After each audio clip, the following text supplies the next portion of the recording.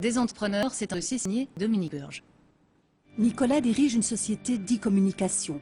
Il nous présente ses collaborateurs, 15 personnes. Ce sont eux qui ont remarqué en 2007 que le jeune patron était en burn-out.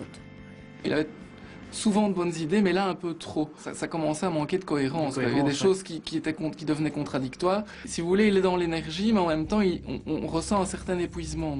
Dans mon cas, c'est l'excès de travail. J'étais esclave de mon cerveau allait trop vite, je me relevais la nuit pour noter certaines choses, etc. Et donc voilà, à un moment donné, c'est plus possible, comme si on débranchait la prise, quoi, pour reposer la machine.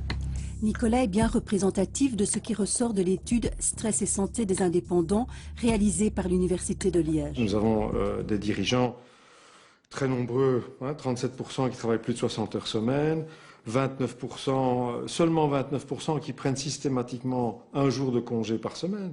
Il y en a 18% qui ne prennent jamais un seul jour, ils travaillent 7 jours sur 7.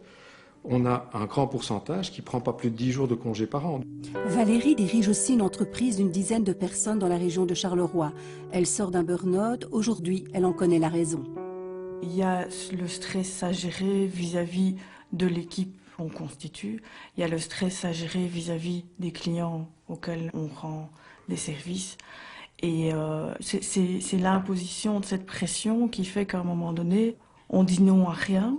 Et au final, on passe à côté de son propre respect. Valérie n'a pas vu arriver cet épuisement. Pourtant, son corps lui avait envoyé des signaux. Maux de tête, d'estomac, fatigue. L'étude de Liège aborde aussi l'état de santé global des entrepreneurs. À peu près 6,5% jugent leur santé mauvaise ou très mauvaise. Dans les populations adultes de référence de travailleurs salariés, on est aux alentours de 1,5 à 2%, donc c'est pratiquement plus de 3 fois plus. Ceux qui disent avoir souffert d'anxiété ou de dépression au cours de l'année écoulée sont plus nombreux que dans la population de salariés de référence. Cette enquête a été menée auprès des indépendants et patrons de PME des provinces de Liège et du Luxembourg. Mais en région bruxelloise, le Centre pour entreprises en difficulté fait le même constat. Je rencontre beaucoup d'entrepreneurs actuellement qu'on n'aurait jamais imaginé rencontrer il y a 5 ans. On rencontre des professions libérales, des avocats, des comptables qui vont pas bien, des petits commerçants, des entreprises qui sont dans le service. Et donc un constat clair que la crise provoque, c'est que tout le monde est concerné par cette pression et que donc tout le monde est concerné par des burn-out ou par des difficultés potentielles.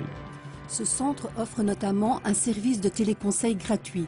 24 heures sur 24, 7 jours sur 7, des psychologues sont à l'écoute de la détresse de ces entrepreneurs. Il ne faut pas oublier que l'entrepreneur a entrepris parce qu'il a un fond d'optimisme. Et on va réveiller avec lui ce fond d'optimisme. Nicolas a été suivi par une équipe médicale efficace. Aujourd'hui, il a retrouvé tout son dynamisme. Ma qualité de vie aujourd'hui est bien meilleure.